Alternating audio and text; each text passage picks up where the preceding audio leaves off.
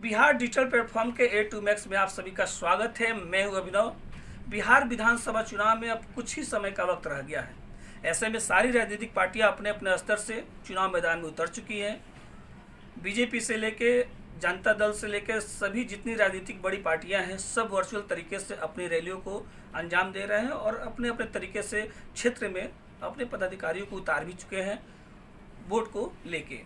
हम पहुंचे हुए हैं सिवान विधानसभा क्षेत्र पे बात करने के लिए। हमारे साथ हैं जो भीम आर्मी के वरिष्ठ नेता हैं सिवान के और चंद्रशेखर के बहुत करीबी माने जाते हैं, नेमत आज़ाद जी हमारे साथ में हैं। हम इनसे बात करेंगे कि सिवान विधानसभा क्षेत्र से ये अपने आप को भावी प्रत्याशी बता रहे हैं, क्या कुछ इनका सपना है सिवान के लोगों को के लिए खरा उतरने का, और कौन ऐसा काम है जो सिवान विधानसभा क्षेत्र में नहीं हुआ है, और ये अगर विधानसभा से अगर चुनाव जीतते हैं, पटना पहुंचते हैं, तो क्या कुछ इनका सपना होगा सिवान के लिए करने के लिए। सर नमस्कार। बहुत बहुत शुक्रिया आपका। और मैं सिवान की सभी जनता को जय भीम, अस्सलाम वालेकुम कहता हूँ और आपका भी बहुत बहुत धन्यवाद करता हूँ कि आपने वक्त दिया और इंटरव्यू के लिए आए हैं आप। सिवान के बारे में आपने पूछा कि सिवान में कौन सा काम नहीं हुआ है। मुझे तो लगता है कि सिवान में कोई काम ही नहीं हुआ है, सिवान में काम रुक गया है। और डॉक्टर मोहम्मद शहाबुद्दीन साहब ने जो विकास किया है सिवान में, उस विकास के नाम पे लोग राजनीति कर रहे हैं और उस विकास को लेके आगे कोई काम ही नहीं कर रहा। मुद्दे अगर मैं गिनाना शुरू करूँ तो हज़ारों हैं। जैसे कि सिसवन ढाला 1-1 घंटा बंद रहता है, गाड़ी में औरत की डिलीवरी हो जाती है, बच्चे की डिलीवरी हो जाती है, बच्चा मर जाता है, औरत मर जाती है और गाड़ी वापस चली जाती है, लेकिन वो ढाला नहीं खुलता है। इस पर कितने लोगों ने आवाज़ उठाई, कितने लोगों ने इस पर एक्शन लिया। अगर ये काम जल्दी से जल्दी शुरू नहीं हुआ तो सिसवन ढाला को हम लोग जाम करेंगे। और शहर में ट्रैफिक जो है, ट्रैफिक की वजह से हमारे नई किला के दक्षिण टोला के ही एक निवासी थे, नसीम चा, उनको नई किला नवलपुर से सदर हॉस्पिटल पहुंचने में, जो कि 2 मिनट का रास्ता है, 45 मिनट लगा था और रास्ते में उनकी डेथ हो गई। तो ये तो मुद्दा है सिवान का, असल मुद्दा यही है। ट्रैफिक होता है तो वो तो किसी जाति धर्म को देख के नहीं होता, वहाँ पे सब लोग फंसते हैं। एक व्यवसायी बाजार से बैंक जाता है तो रास्ते में पैसा छीन लिया जाता है, रोज का मुद्दा है। बैंक लूट लिए जा रहे हैं, सीएसपी लूट लिया जा रहा है, दुकानें चोरी हो जा रही हैं। सुरक्षा देने की जिम्मेदारी किसकी है? और अगर प्रशासन सुरक्षा नहीं दे पा रही है तो आवाज़ कौन उठाएगा और प्रशासन सवाल कौन करेगा? पक्ष और विपक्ष दोनों की जिम्मेदारी है। लेकिन ये दोनों सो के बैठ गए हैं, मतलब एक घड़ियाल जैसे सो जाता है ना, वैसे सो गए हैं ये।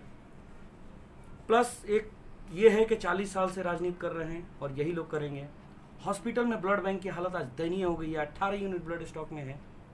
युवा संघर्ष कर रहे हैं, सोशल वर्कर संघर्ष कर रहे हैं। पॉलिटिकल पार्टी होने के बाद भी कई बार इन्होंने ब्लड डोनेशन कैंप लगवाए। हॉस्पिटल की बिल्डिंगें गिरी पड़ी हैं, हॉस्पिटल की दयनीय हालत है, कोई पूछने वाला नहीं। इमरजेंसी में एक्सीडेंटल केस आते हैं, सिरिंज नहीं है, टाका नहीं है, ये मुद्दा है। वेंटिलेटर नहीं है, यानी जो मरीज बचाए जा सकते हैं उनको नहीं बचा पा रहे हैं क्योंकि वेंटिलेटर अवेलेबल नहीं है। कितना का आता है वेंटिलेटर? वेंटिलेटर एम्बुलेंस हर जगह होना चाहिए, हर पंचायत में होना चाहिए, ये नहीं है। और न जाने कितने मुद्दे हैं, अगर मैं गिनाने लगूँ तो सुबह से शाम हो जाएगा। ये आप तो सिवान विधानसभा के प्रत्याशी हैं, तो एक वोट बैंक जो माना जाता है मुसलमानों का, वो आरजेडी का वोट बैंक माना जाता है। जो मोहम्मद शहाबुद्दीन के आप लोग फ्लोर्स भी हैं यहाँ पे, लोग जो भी लोग मानते हैं इस बात को कि जो सांसद मोहम्मद शहाबुद्दीन जो बात को कहेंगे उसको यहाँ माना जाता है।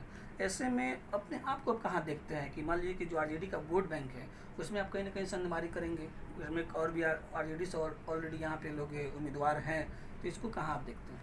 बहुत सही सवाल पूछा है आपने। और जो हमारे भावी प्रत्याशी दिख रहे हैं राजद से, वो मुझे नहीं लगता है कि वो शहाबुद्दीन साहब के कैंडिडेट है। अगर शहाबुद्दीन साहब के कैंडिडेट वो रहे होते तो पिछली बार चुनाव में वो चुनाव लड़े होते, लेकिन उनको शहाबुद्दीन साहब ने टिकट नहीं दिलवाया। और दिलवाया नहीं दिलवाया, वो तो जदयू से टिकट था, लेकिन उसके बाद भी वो खड़े हुए, गठबंधन तोड़ के वो खड़े हुए और उन्होंने वोट काटा और सिवान हरवाया। तो मुझे नहीं लगता है कि डॉक्टर मोहम्मद शहाबुद्दीन साहब की वजह से उनको वोट देना चाहिए, क्योंकि शहाबुद्दीन साहब का तो बात उन्होंने माना नहीं पिछली बार। और शहाबुद्दीन साहब ने जो काम किया है, आज राष्ट्रीय जनता दल के बहुत बड़े लीडर हैं शहाबुद्दीन साहब, बल्कि इस देश के सबसे बड़े लीडर हैं फैन फॉलोइंग के हिसाब से। तो आप एक बात बताइए, राष्ट्रीय जनता दल के इतने विधायक होने के बावजूद कितने विधायकों ने आवाज उठाई? आज कल लालू यादव जी को जमानत मिल गया है, लेकिन शहाबुद्दीन साहब के साथ एक जनरल मतलब कैदी की तरह ट्रीटमेंट नहीं हो रहा है। उनको स्पेशल सेल में रखा गया है, काल कोठरी में बंद करके रखा हुआ है, एक 8x6 के कमरे में। कितने राजद के नेताओं ने आवाज उठाया? आज अगर 70 विधायक पटना में धरना पे बैठ जाते हैं कि नहीं, शहाबुद्दीन साहब के साथ जनरल ट्रीटमेंट होना चाहिए, उनको जनरल वार्ड में शिफ्ट किया जाए, तो क्या सरकार उनकी बात नहीं सुनेगी? सुप्रीम कोर्ट उनकी बात नहीं सुनेगी? मीडिया उनकी बात नहीं सुनेगी? लेकिन क्यों ये दोहरा चरित्र हो रहा है? लालू यादव के लिए सब लोग आवाज उठाते हैं, शहाबुद्दीन साहब के लिए कोई आवाज नहीं उठाता है। तो ये जो दोहरा चरित्र है, इस चरित्र के खिलाफ हम लोग हैं। आज अगर कब शहाबुद्दीन साहब के लिए हमारे नेता लोग आवाज उठाएंगे राजद के? शहाबुद्दीन साहब के साथ जो मतलब जिस तरीके से कॉन्स्पिरेसी हुई, उनको फंसा दिया गया, क्या एक्शन लिया? एक चीज़ हमको थोड़ा बताइए कि जैसे कि माना जाता है कि राजद का जो वोट बैंक है वही समीकरण, लेकिन मुसलमान जो है वो तो अपना काम करता है, चाहे विधानसभा क्षेत्र चुनाव हो या फिर आपको लोकसभा का चुनाव हो, लेकिन जो वाई समीकरण है वो कहीं ना कहीं विधानसभा में अलग वोट करता है और लोकसभा में अलग वोट करता है। इसको लेकर आप लोग क्या सोचते हैं? देखिए, एमवाई समीकरण धोखा है।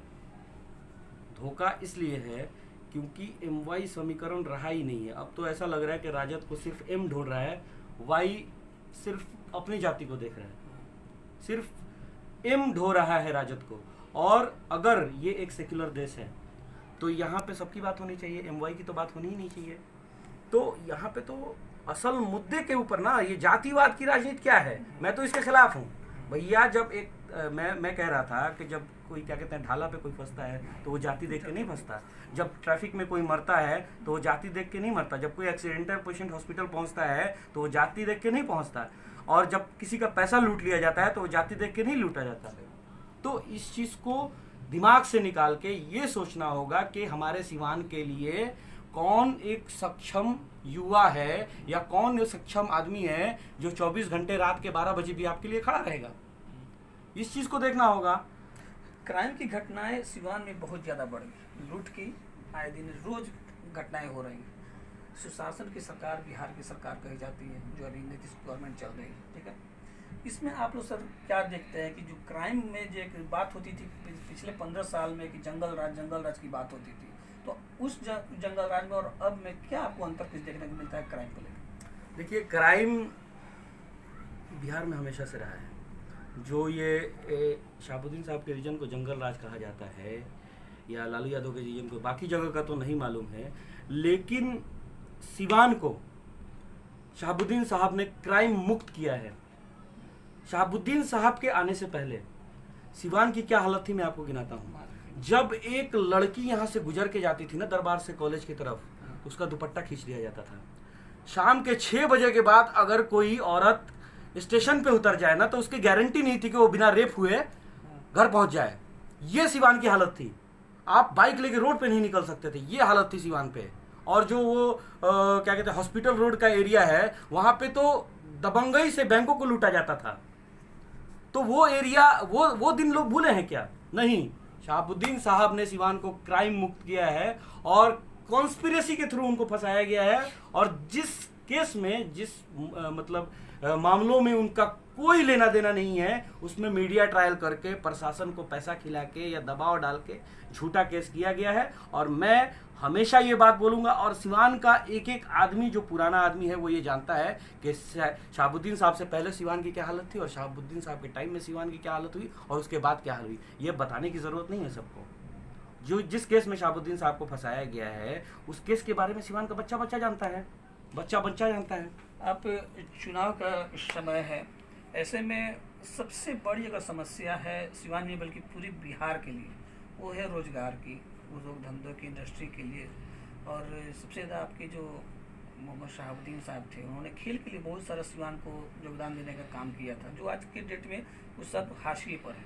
कहीं से कोई वर्क नहीं हुआ 15 साल में खेल को लेकर सिवान के लिए। जो धरोहर था उसको भी लोग सही ढंग से चालू नहीं कर पाया और ज़्यादा से ज़्यादा वो ख़त्म होते चला गया। जो इंडोर स्टेडियम है, राजेंद्र स्टेडियम है, चाहे जितने भी यहाँ पे और भी लोग कार्य कराए थे डॉक्टर मोहम्मद शहाबुद्दीन। अगर आप विधानसभा से अगर आते हैं और अगर चुनाव जीतते हैं, क्या प्राथमिकताएं होंगी आपको कुछ करने के लिए? देखिए, मैं एक यूथ हूँ, मैंने उनसे प्रेरणा लिया है, मैंने उनसे सीखा है कि कैसे समाज में बदलाव लाया जा सकता है। मैंने ये सीखा है कि कैसे अगर आपके पास अधिकार नहीं है, आपके पास फंड नहीं है, उसके बाद भी आप समाज में बदलाव ला सकते हैं। हमने कलेक्शन करके कई काम करवाए हैं, हम संघर्ष कर रहे हैं, टीम बना के लोगों की मदद कर रहे हैं। और जो शहाबुद्दीन साहब का विज़न था, उस विज़न को लेके चल रहे हैं। देखिए, सिवान को एजुकेशन का हब बनाया जा सकता है, और जब एजुकेशन का हब बनेगा, जब बाहर से लोग आएंगे पढ़ने यहाँ पे, तो अपने आप ग्रोथ होगा। यहाँ पे स्पोर्ट्स हो सकता है, यहाँ पे क्या नहीं हो। सिवान में इतना पोटेंशियल है, सिवान में पोटेंशियल इतना ज़्यादा है कि बहुत कुछ हो सकता है सिवान में, अगर सरकार उस तरह के नियम बनाए, उस तरह के कानून बनाए। तो उस सरकार को चाहिए कि एक्शन ले। और नहीं, मैं अगर सिवान में आ जाता हूँ तो मैं सबसे पहला काम करूंगा वो है कि सारे पंचायतों और वार्डों में एम्बुलेंस है, वेंटिलेटर एम्बुलेंस प्रोवाइड कराना, ताकि जिन लोगों को बचाया जा सकता है उन लोगों को बचाया जाए, कोई बेवजह ना मरे। उसके बाद जगह जगह एजुकेशन के करियर काउंसलिंग सेंटर खोले जाएंगे। हमारे बच्चों को बताया जाएगा कि तुम्हें अपने करियर में क्या पाना है और किस लाइन से पढ़ाई करनी है। करियर काउंसलिंग सेंटर खोला जाएगा। हॉस्पिटल पे फर्स्ट प्रायोरिटी की जाएगी, जहाँ पे एजुकेशन नहीं है वहाँ पे एजुकेशन प्रोवाइड कराया जाएगा। देखिए, एक विधायक के बहुत सारे काम होते हैं, अगर वो ईमानदारी से करे तो समाज में भयंकर बदलाव ला सकता है। एक विधायक विधानसभा को तरक्की करने के लिए काफ़ी होता है, और अगर ईमानदारी से काम करे तो विधानसभा बदल सकता है और हर एक आदमी तरक्की कर सकता है। अब सोशल एक्टिविटी में बहुत ज़्यादा रहे हैं, कौन कौन से ऐसा काम है लॉकडाउन से लेकर अभी तक जो अपने संस्था, जो आपकी भीम आर्मी संस्था या और जो उसके विंग्स हैं, उसके थ्रू आपने कुछ काम करने का प्रयास किया यहाँ के लोगों के लिए? देखिए, 3.5 साल से मैं डिस्ट्रिक्ट ब्लड डोनर टीम, एक संस्था है जिसके थ्रू काम कर रहा हूँ। हमने 5,500 परिवारों को ब्लड दिया है और वो हमारे साथ हैं। 5,500 परिवारों को हमने ब्लड दिया है, उनकी मदद की है, तब जब उनके भाई उनके साथ खड़े नहीं होते हैं, तब जब उनके गांव के लोग उनके साथ खड़े नहीं होते, उनके रिश्तेदार के साथ खड़े नहीं होते। हम खड़े होते हैं रात के 2 बजे, 3 बजे, सुबह 6 बजे। जब कोई एक्सीडेंटल पेशेंट आता है, हॉस्पिटल में स्टाफ हो या ना हो, हम होते हैं वहाँ पे। उनके घर के परिजन हो ना हो, हम अपने जेब से इलाज करवाते हैं। लॉकडाउन में जहाँ जहाँ हमको पता चला, हमने अपने नंबर शेयर किए थे हर जगह के। हॉस्पिटल में अगर कोई भूखा है, अगर उसको खाना होटल बंद है, नहीं मिल रहा है, तो हम घर से बना के खाना पहुँचाया करते थे। जगह जगह गाँव में हमने राशन बंटवाए हैं।